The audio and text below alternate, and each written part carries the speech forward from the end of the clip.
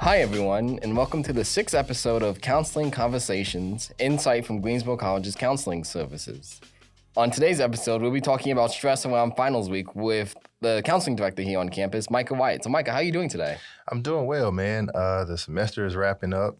Spring and summer it's here. Yeah. The allergies are heightened, but it's been good. So I'm doing well. That's doing good. Well. Hope you are. Yeah, I'm in like the same boat. Like my car is just like covered in pollen and It's at that point of the season where there's no point in washing it. No. Because you wash it one day, the next day it's gonna look the same way it did before you washed it. So you might as well just wait. Let you get a good rain. Just wash it all the way and then go and just have all this yellow sit on my car for a few weeks. Yeah.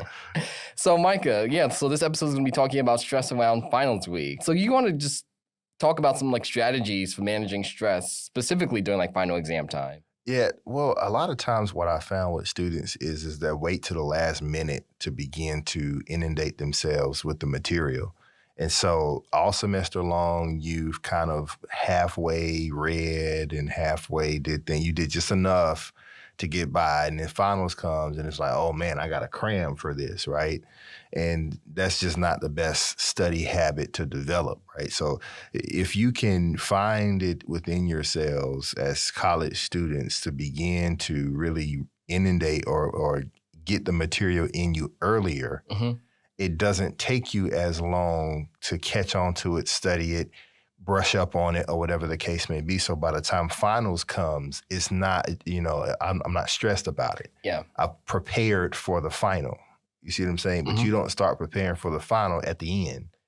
You prepare for the final at the beginning and all the way throughout. So it's better not to like cram everything at the last minute, but just kind of periodically throughout the semester prepare. Yeah. And so, because that's essentially that you know it's coming, right? Like it's no secret. Every semester, at the end of that semester, I'm going to have a final. And so at the beginning of those semesters, the number one thing I tell them, you need to start preparing for the final now. Yeah. Don't wait until, 2 weeks out of the end of the semester. It's like, oh my God. They gave you a syllabus with all the assignments and everything in it. You knew the date. You knew down to the date. There is no other time in your life where you are going to know that at that level of detail when things are going to happen. Down to the date. You know exactly when it's going to happen. So start preparing yourself earlier in the semester for the final. Don't wait till the end and then get to the end and you're stressed out. You're ready to pull your hair out. So kind of, I guess, in like that same vein of like things happening like at the last minute, when in the exam period, can you talk about like maybe some relaxation techniques that students can do like around this time? Yeah, so it's no different than preparing yourself to go to sleep. Right. So if you have a nightly routine, right? So some people might, at about 7 o'clock, I'm gonna go ahead and take my shower. About 7:45-ish, I'm going to, do my skin routine or whatever hygiene routine you have. At about like 8 o'clock, I'm gonna do a few stretches and things like that. At about 8:30, I'm gonna read the most boring book I can find to prepare my mind for sleep. Right. So it's the same way. When you're studying, you have to prepare yourself that I'm getting ready to dive into this material. So before you slide up to your desk, before you open the book, sit in your chair, just back up from your desk and breathe. Yeah. Right? Okay, I'm getting ready to study this. Let's say you're doing chemistry. I'm getting ready to dive into the world of chemistry. I know this about chemistry. I know that about chemistry. I learned this about that. Go through all the things that you know without opening the book. Everything that you can think of that you know about chemistry that would be on a chemistry exam before you even open the book. Breathe again. Close your eyes, breathe again. We're going to be fine. Collect yourself and then slide yourself back up to your desk and begin your reading, begin your study. So you want to prepare yourself for the study, right? Because a lot of times what we do is we prepare ourselves for the end of the study, right? I can't wait to get to the end of this. Oh my God, this is so boring, Jesus, right? Prepare yourself for the study so it helps you stay engaged with it for a longer period of time. So now 5 minutes in, I don't feel like I've been sitting here staring at the same page for 40 minutes. Does that make sense? Yeah. And so that's one thing that I give to students. Another thing that I give to students is you have to find a reason to enjoy what you're looking at, right? How can I take this material and make it applicable to whatever I'm doing? Mm-hmm. If I find volcanoes interesting, maybe I go to Walmart and I buy a little kid volcano set. That's chemistry. Yeah. And I make a volcano for myself. Well, how does this work? Let me go back to the book and see how these reactions work together. What chemicals are. So now you're making it a bit more applicable. You're putting something in your hands that you can tangibly do that coincides with what you're studying. Does that make sense? Yeah. And so you want to do things like that to kind of help you stay in the mode of learning and studying and inundating yourself with the material. And you'll find that it doesn't take very long when you do that. I feel like I'm definitely like a witness to like, because I definitely remember instances in high school and during my undergrad about like having a professor saying, figure out a way where you're going to use this material, not just in this classroom. And that helps. And then also just studying before a test, not even opening the book, but just kind of jotting down everything I knew beforehand. So I knew I'm confident with that. I'm good with that. I don't have to kind of spend some time studying that once I open the book. Right. And so, because study habits are not necessarily a class that's taught, right? Like you kind of have to develop them on your own. But it's my belief, right, that maybe we should teach it. Yeah. Because a lot of students just don't know how to study. A lot of students think that you can just study at the end. And that's just not the best way, especially if you have like testing anxiety. Mm-hmm. My experience with it has been, if you have testing anxiety, you want to make sure that you are studying and you are reading the material as often as you can, because at the root of testing anxiety is the fear that I'm going to fail, right? I'm going to fail because I don't know what the material is. And so for those who have testing anxiety, cramming is not your friend at all. It's going to make it worse. And so what is your friend is what we were just talking about. Inundating yourself with the material, making sure that you can find some way that this material will mesh with my life in some way, shape, form, or fashion. Put your hands on it, right?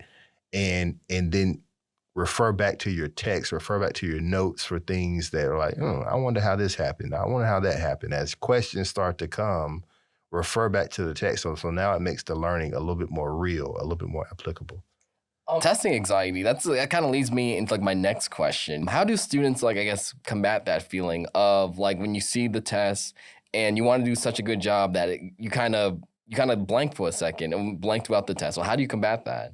Well, one of the things is what we've been talking about already. Mm-hmm. After that, I think that we have to make sure that we're not trying to be perfect. Yeah. Perfectionism, fear, testing anxiety, all of these things kind of go hand in hand, right? I want to make sure that I'm perfect at this. The general rule of thumb is that you have to get used to the idea that you're not going to get most things at 100%, but I'll get it to the best of my ability. So maybe the best of my ability is 97%. That's pretty high. Yeah. Maybe the best of my ability is 86%. That's still pretty high. Yeah. And we have to be okay with accepting the best of our ability given what we know about a subject, right? It's not so much about the grade as it is about what you learn. What did you grab from this experience? Does that make sense? Yeah. And once you make it more about what I grabbed from this experience, the grade typically just kind of takes care of itself. So it's kind of like it's the journey, not the destination. Yes. Yeah. And so that's the other side of it. Right? Mm-hmm. If I can focus my attention more on what I'm gleaning from this subject matter, what I'm learning from talking to the professor, hey, you said something in class and it really kind of caught my attention. Can you explain this a little bit more to me? How could this be applicable in a real life situation? Like if you had a real life example, what would you do there? Mm-hmm. Right? And allow yourself to be taught outside of the classroom, right? So many times in undergraduate work, or in grad level work, we leave the classroom and then we don't do anything else with that material until the next class, right? Mm-hmm. So finals comes and it's like, oh man, testing anxiety is on 100. Anxiety in general is on 100. You know, I'm stressed out, I'm worried. I look like I'm stressed out and worried, you know? And so to alleviate some of that, on the other side of the mental health side of things, on the other side of that is the practical approach, right? How can I make sure that I'm taking advantage of the opportunities to learn outside the classroom so that way when it comes time for me to apply this on a final exam, I can speak to these questions without the book. I don't necessarily need the book to answer these questions. Does that make sense? I think that's the goal. Can you speak to the subject without a book? If you can't, you probably need to consult the book a little bit more. Yeah. So I guess with the end of the semester here in spring, and then the end of like the midpoint of the semester in like late November, early December, and just like generally around testing, like how can students stay positive when they may be feeling some anxiety around a big test? The goal is not perfection. Again, it is not to be perfect. It's to be the best that you can be at this subject. Does that make sense? Yeah. And so I think that sometimes we place a lot of onus on, I got to get 100. I got to get 100. I got to get 100. And you tell yourself that over and over and over again. And you kind of work up the anxiety, on your own. Yeah. Does that make sense? So if you continue to have this marker of 100, right, but all semester you've been at like a B+, you're increasing your anxiety. Every time you say, man, I got to get 100 this time. I got to get 100 this time. No, just calm down, relax, take a step back, get yourself centered, and ask yourself a question. What's maintained me at a B+ average in this class? B+ average is not bad. You know what I'm saying? Yeah. It's not a bad grade. How did I maintain this? Because there's a strength in there that I'm ignoring. Yeah. I'm only seeing the fact that I'm not at a 100. I'm not seeing the fact that I'm at a 90. Does that make sense? That means 90% of the information that was given in this class, I retained it, I know it, and I can speak to it. Yeah. That's a big strength. How can I pull on that to get me to the other 10% if that's my goal? Does that make sense? Yeah. I'm not saying not to have a goal of getting 100%, but don't make that the end all be all. So make sure that you're focusing your attention on the strengths that you identified within yourself throughout the semester. If you got a 100 on a certain section of tests and quizzes, what made it that information retain and stick with me more so than the other information where I may not have gotten that 100? Yeah. Does that make sense? So essentially what you're doing is self-reflection. How am I retaining this information? What am I doing that's helping me retain this information? And is there a difference between me at a 100% and me at a 90%? What is that difference? Is it my study time? Is it my ability to stay focused? Is it social situations? Is it my social life? Is it my family life? What is it that usually is the difference maker between these two numbers or between these two experiences? That's what you're looking for. Yeah. And this is you can translate this in other areas of your life. Does that make sense? Yeah. You can translate it in a relationship, right? On a good day, what do I look like on a good day in relationship? What do I look like on a not so good day? The difference between the two are the areas that we need to focus our attention on. I guess like my last question, and I know I believe you mentioned like one example before, and you don't have to like mention any names or anything, but like, do you have any like success stories or just kind of like last minute tips you would want to give listeners? Me, I'm a huge success story, man. I used to have really, really bad test anxiety because I had the biggest fear of failing and being considered not good enough. Right. And so as a result of that, no matter how much study time I put in, I always got super nervous, came time for the test, and I blank. Yeah. I don't remember anything. Right. It wasn't until my first master's degree that I really started to utilize these tools. Well, wait a minute. What's the difference between me at 100% and me at an 80%? And for me, it was inundating myself with the material. Can I talk about this without this book? Once I started to be able to become comfortable with that idea, I started to read more. And not hours at a time, 15 minutes a day, 30 minutes a day, whatever time I had, I devoted it to a subject. And then eventually I got to the point where I didn't need the book. And I started getting all A's. Yeah. And I was like, dang, that was it.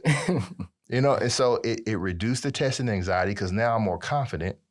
I know what I'm talking about, and it gave me an opportunity now to perform at a higher level, right? And so first master's degree goes by, all A's. Second master's degree goes by, all A's. Now PhD is here, still same thing, all A's. And so it's the only difference is inundating myself with the material. You have to find out what that is for you, right? Yeah. It may be inundating yourself with the material. It may be time prioritization. It may be the way that you think about the subject matter itself. Oh, this is boring. This is not right. Yeah. It may be those negative messages that you give yourself. That's the difference between you and these two levels. It may be a relational status. If your relationship is causing you so much undue stress that you can't focus and remain present in your academic studies, that relationship might not be serving you. Yeah. You might need to consider leaving it. You see what I'm saying? So it's different for different people. But yeah, me, I'm the biggest success story that I can give without giving names. And I mean, and kind of going back to just my own background, because I remember having a math teacher telling me that, like, it makes a big difference. So A huge difference, dude. Yeah. And ironically enough, math was like one of those things that I didn't have a whole lot of positive things to say about math, Yeah. right? But it wasn't until the point where I was like, you know what? If I learn how to make this applicable and I start to do a little bit of it every day to where I can go to a whiteboard, write a problem out, and like, oh, I can do this. Because please excuse my dear Aunt Sally. And you know, you remember that from algebra? Oh, yeah. You know, and so in the whole equation, you put the equation out and you follow the steps and then you get your answer, right? Yeah. And so I walk myself through that without the book. That's when I knew, I was like, okay, you can do this. You can be better at this. I haven't heard that phrase in so long. Yeah, you know. I remember that. Yeah. Yeah, man, it's a bunch of them. And so you remember those things and then it sticks with you, right? And then by the time that you get ready to really take the test or you're not nervous because I already know the steps. I already know what I'm supposed to know. I can speak to this without a book. I can explain it to someone who has no clue what it is without a book. And they get it. Yeah. Well, thank you, Micah. And I think this episode, it's not just for like the final exam of the spring semester. It's period. Exactly. Yeah. To make an appointment with the Greensboro College Counseling Center, email counseling@greensboro.edu or call 336-217-7224, extension 5224.